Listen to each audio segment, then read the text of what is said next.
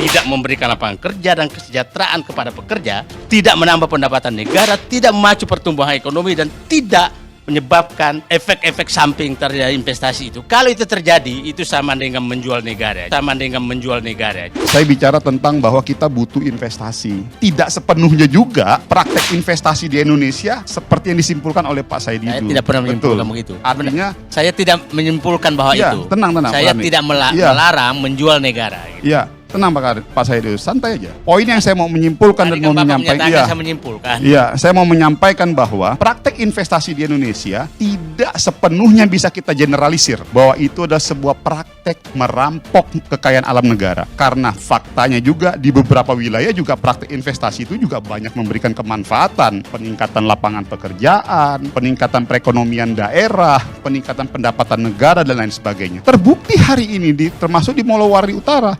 Saya mau katakan hari ini, saya mengatakan di mana-mana, Morowali Utara tidak akan dikenal kalau tidak kehadiran industri yang ada. Pengangguran kami masih akan tinggi kalau tidak kehadiran industri yang ada. Jadi sebenarnya kami berterima kasih dengan kebijakan hilirisasi industri yang ada. Karena membuka lapangan kerja, dampak ekonomi multiplier efek yang sangat luar biasa. Penjual nasi kuning bisa punya penghasilan 500.000 sampai 1 juta setiap harinya. Penjual ikan, penjual sayur, karena kehadiran ini industri. Perusahaan ini memang terlalu banyak karpet merah yang diberikan kepadanya sehingga menjadi arogan. Kalau seperti ini terus dilakukan, maka jangan salahkan kalau terjadi kemarahan orang Indonesia terhadap yang penikmat karpet merah ini. Wah, dibilang TKA ini senang, saya saksikan langsung. Mereka lah yang paling siksa, Bang Karni. Mereka kerja non-stop, bahkan kadang-kala sambil bergelantungan makan, sambil di atas kren, sambil bawa bekal. Kemudian setelah pulang kerja, mereka wajib masuk mes dan tidak boleh keluar kawasan.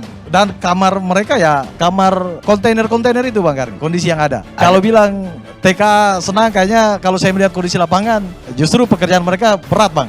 Ini makanya tadi dari awal saya udah bilang kita jangan sampai terdistorsi. Ini digeser, substansi permasalahan GN ini substansi permasalahan aja aktivitas operasi perusahaan yang mengabaikan atau melalaikan serta cenderung tidak mengindahkan program standar safety keamanan. Nah, dengan ada isu tadi konflik TKI dan TKA, ini akhirnya jadi bergeser ke sana. Itu maka dari awal tuh saya tekankan itu terus. Tadi kecenderungannya membangun isu-isu yang liar, memprovokasi yang tadi hubungan tali silaturahmi antara pekerja Indonesia dengan pekerja asing yang sudah bagus dan lain sebagainya. Hentikan kebijakan karpet merah yang menimbulkan ketidakadilan, menyebabkan rakyat bangsa dan negara ini merasa terjajah, yang dibungkus dengan kata investasi. Ini tahun waktu Pilpres kemarin, menjelang Pilpres ini muncul lagi nih cerita-cerita kayak begini, ribut tenaga kerja Indonesia, tenaga kerja asing, seakan-akan bahwa banyaknya manusia-manusia dari Cina ini datang ke Indonesia baru dimulai di era pemerintahan sekarang. Dan itu dijelaskan juga tadi oleh Pak Said Didu bahwa pada saat beliau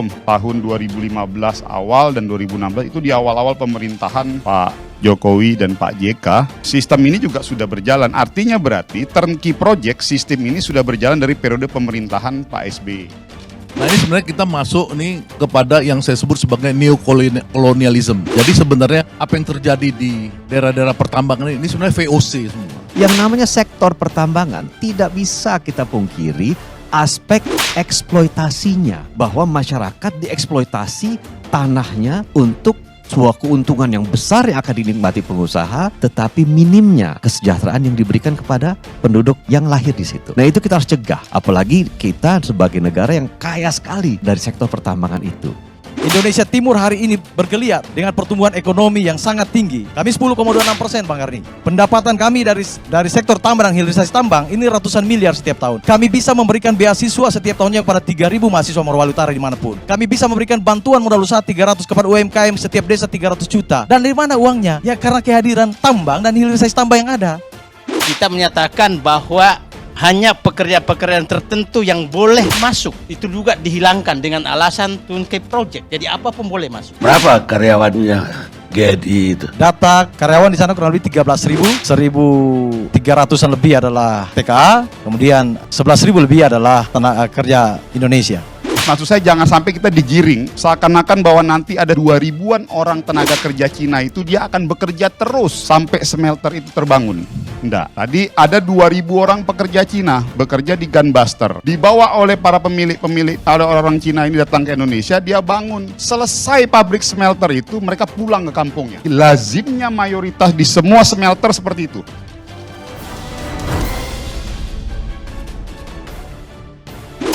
Beberapa tahun belakangan ini, publik dihebohkan dengan kabar ramainya tenaga kerja asing atau TKA, khususnya asal Cina yang masuk ke Indonesia untuk bekerja di sektor pertambangan maupun pengolahan dan pemurnian atau smelter mineral RI.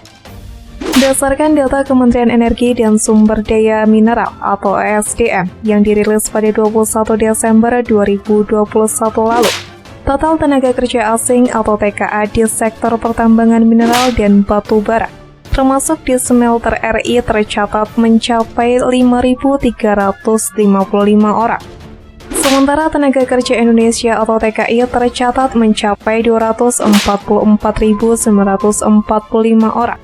Total tenaga kerja bekerja di sektor pertambangan termasuk smelter di Indonesia mencapai 250.300 orang.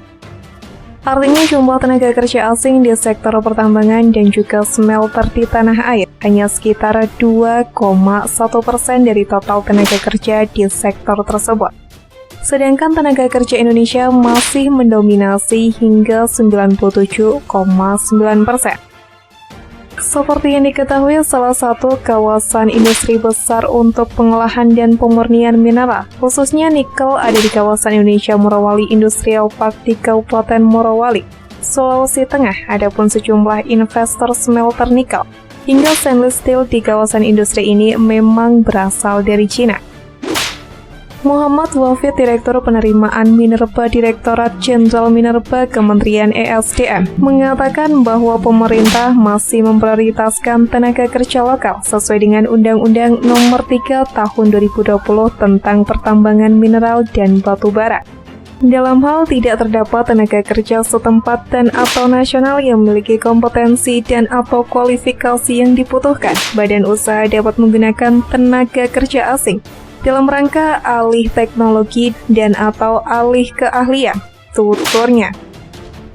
Selain itu, menurutnya badan usaha wajib memberikan pendidikan dan pelatihan serta meningkatkan kompetensi tenaga kerja sesuai aturan dalam Peraturan Menteri ESDM Nomor 25 Tahun 2018 dan juga Peraturan Menteri ESDM Nomor 26 Tahun 2018.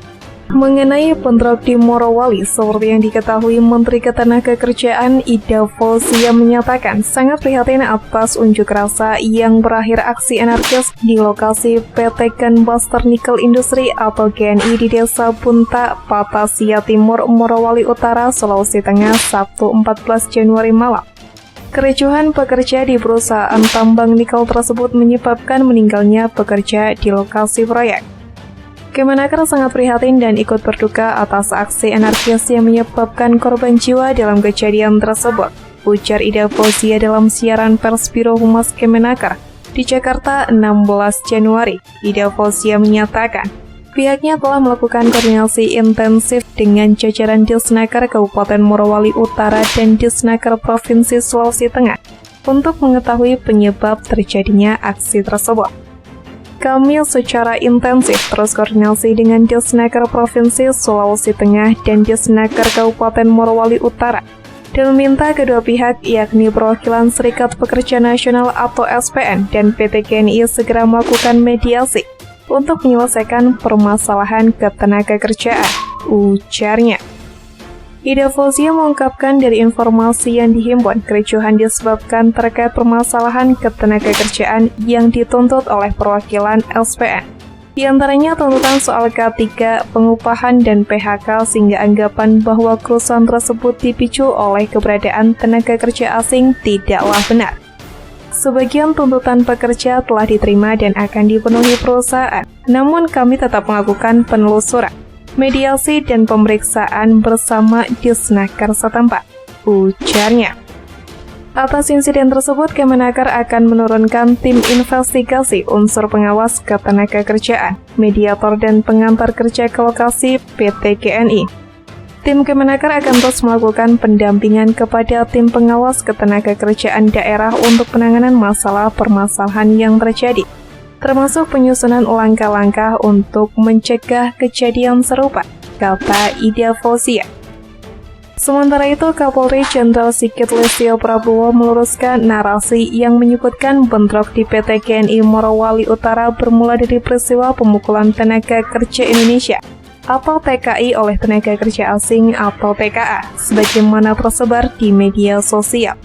Sigit mengatakan faktanya bentrok tersebut berawal dari ajakan mogok kerja disertai pemaksaan.